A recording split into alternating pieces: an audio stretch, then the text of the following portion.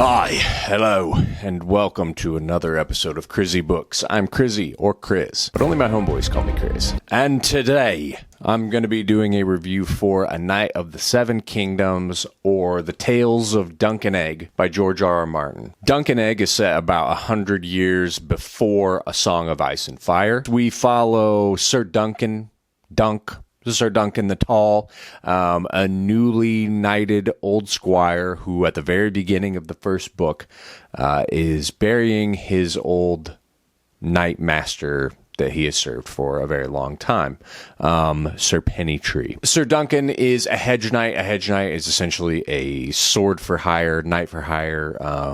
They travel all over. They don't serve any one, lord or king or whoever.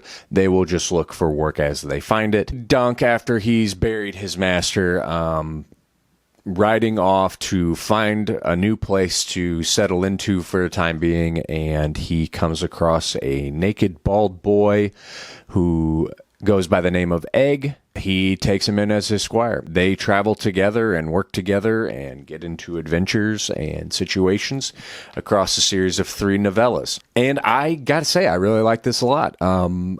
I loved the prequel setting. I think that it allowed for a different tone than A Song of Ice and Fire, an expansion of history and lore within the world, and yeah, just some different situations that we haven't seen before. So let's get into what did I like, what did I not like. So what did I like? The characters, as always. George R.R. Martin does a great job with his characters, and this is really awesome. I mean, it's great to kind of have some books of his in this world that really focus on 1 or 2 different characters. I loved everything here. He has such a great way of writing, especially with writing characters, moving the story along, and then also building the world that feels so seamless. And this is an example of some of his best, in my opinion. I loved it. You could classify these stories as more lighthearted, but there's still a lot of violent moments, scheming, plotting, treachery, all kinds of stuff, blood, guts.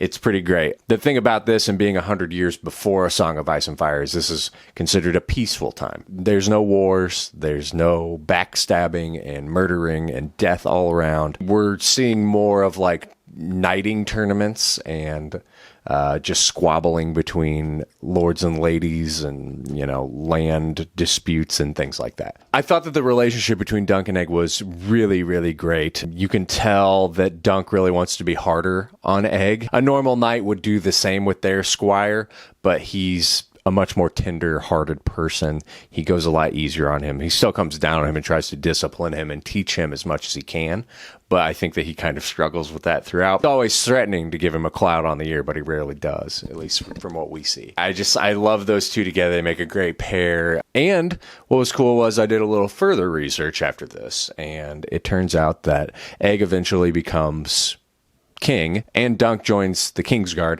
and actually Egg even names one of his sons Duncan. There is a huge theme of honor throughout this whole book, which I really liked. I think that Duncan kind of embodies that quintessential cliche stereotypical knight in that he is always just trying to do the noblest thing that he can, and he sticks by the code of what a knight should be, and putting a lot of faith and honor, knowing that that does not really happen most of the time. Most knights are not like this in this world. It's almost like a breath of fresh air seeing somebody with so much honor compared to all of the shitheads within this world that we're used to. I really love the history lessons in this one. You get a lot more information in terms of what the Blackfire Rebellion was, certain characters that we've heard about from the core series. You're going to get more of those here. The Targaryens, their family, members of their family, how they behave and how they rule, as well as just like smaller, lords and ladies of the realm and their castles and the problems that they have with each other.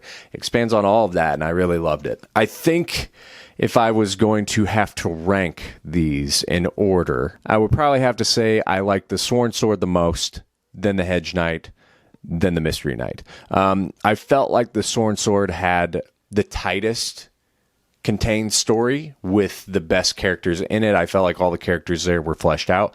I could keep track of everybody. I knew what was going on. I felt like I understood everybody and their motivations. The other two, I think, suffered a little bit, not a lot. I still really loved this, but just from too many characters, not enough time. My copy of the book had a lot of illustrations throughout, not just like one every chapter. It was like every couple of pages, you got an illustration that had to do with what was being told. And I thought these illustrations were great. It was really cool just to have a visualization of what's going on as well. So getting into what did I not like, I kind of already said this, but too many characters, specifically in the Mystery Knight. Great story, really liked it a lot. I just was having a lot of trouble keeping everybody together.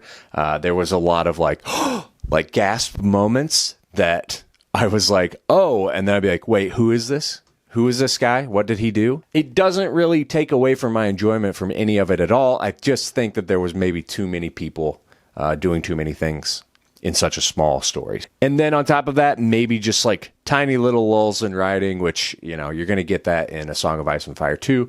But it was rare, and I really enjoyed these throughout. Overall, I think I would rate this probably a 4 to a 4.5 out of 5. I can't really say for sure. I really did like it a lot. I thought it was really great. It's good to return to this world again.